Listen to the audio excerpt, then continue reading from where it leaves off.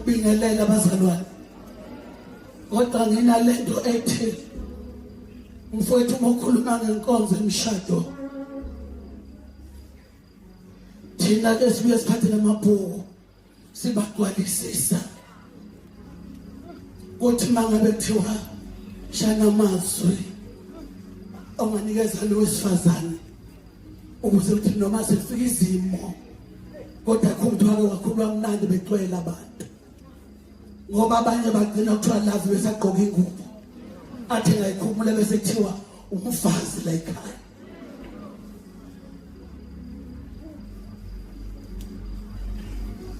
Uma sikhuluma bazalwane ngenkonzo yomshado namhlanje kungathi siyamnqwaba umuntu ngoba uthe efika ngaphakathi afika ukuthi vele indoda ibivele iphila indlela yayo enayimisela ukuyishintsha indlela ebihamba ngayo. Ngeshwaka nangebhadi sinabazalwane abantu abasha abangavuka balala kushawa manje emshadweni khona abasala ngoba vele bafile ezandleni. Noma ngasho ukuthi amen ngisholo. Abanye hayi ngoba babaliwa inkinga bafile ezandleni.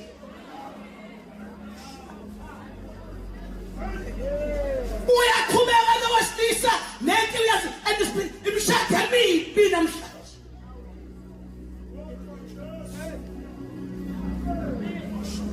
Yesa lokuthi amadoda ayababulala abafazi, amadoda ayababulala abafazi. Awukho umshado omubi njengomshado ongenaqiniso.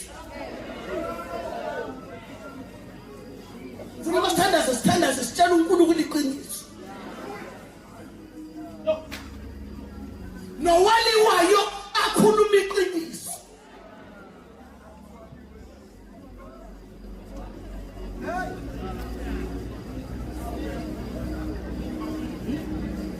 Yesu siyabonga makhuluma kahle. Yesu siyaqasuka. Sothandaza bazalwane. Namhlanje sizothi uNkulunkulu. Enze mina seyida kunento oyibuthi akukahle kahle uthe uNkulunkulu akuhle uthi umuntu abeyedwa.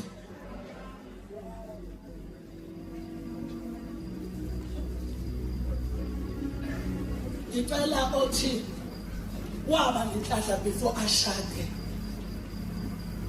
Wahamba wayesikoleni sani somshado. Waphathwa kumnamba wami.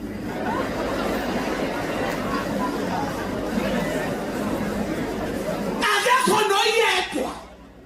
Kodwa umuntu ubona uNkulunkulu. Ayihambela nje. Ziqhamuka insizwa.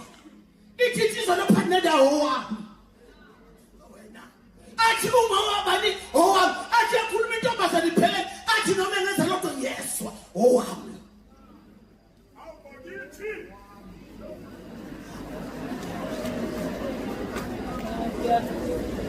Umeshada ukhethwa kwabanini ngoba izulu libethemba kodwa masefika ngaphakathi usekhohliwe. Uma semthandazweni ngicela uphenduke ngempela athi uNkulunkulu uphenduke.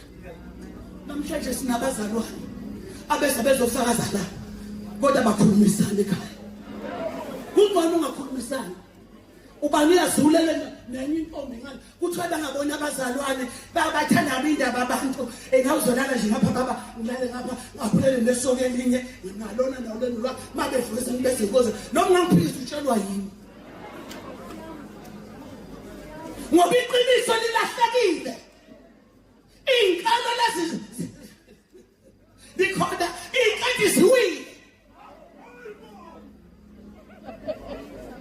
Amabhuluwe awile. Yini yenza mfundisi ubantu azixeke akuthandazwe. Ayisafuni izono.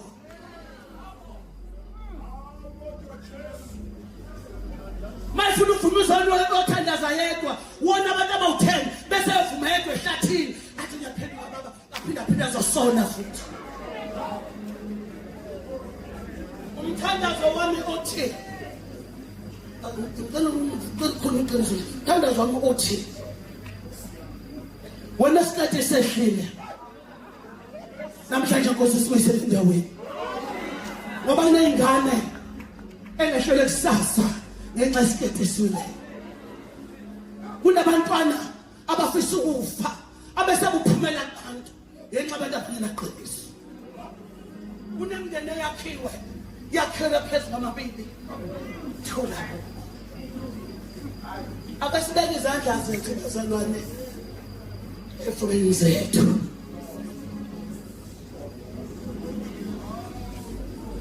ngibe buhlungu bazalwane thola uthi umama wala wamazinyo ngaphezulu waquntsula nje baba ngequphi impela nje lo baba uyashumayela uzashaya i-keyboard esontweni besafaka isicelo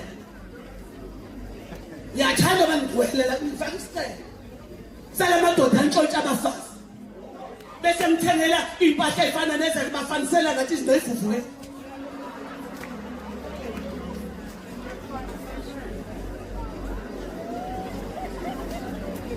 ngifuna babela babashaya abafazi ukuthi ngibabophe bonke ngoba abafazi bathi ngeke ngibophe uyofika ejele afobulawa yini umuntu eyolungiswa nje mase ngifuna nje ukuthi wena uyamntshontsha umfazi mfowethu ukuthi sihamba nawe ngizokubopha nje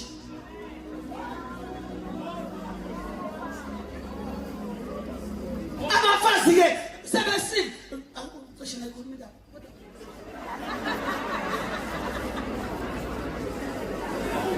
kunobaba kaNexesha la ade befika umese umfazela ngomese mahlali nomfazo oqosha ngomese uyofika ulele akuphindezele ngomqabelo uzofa mlethela simbo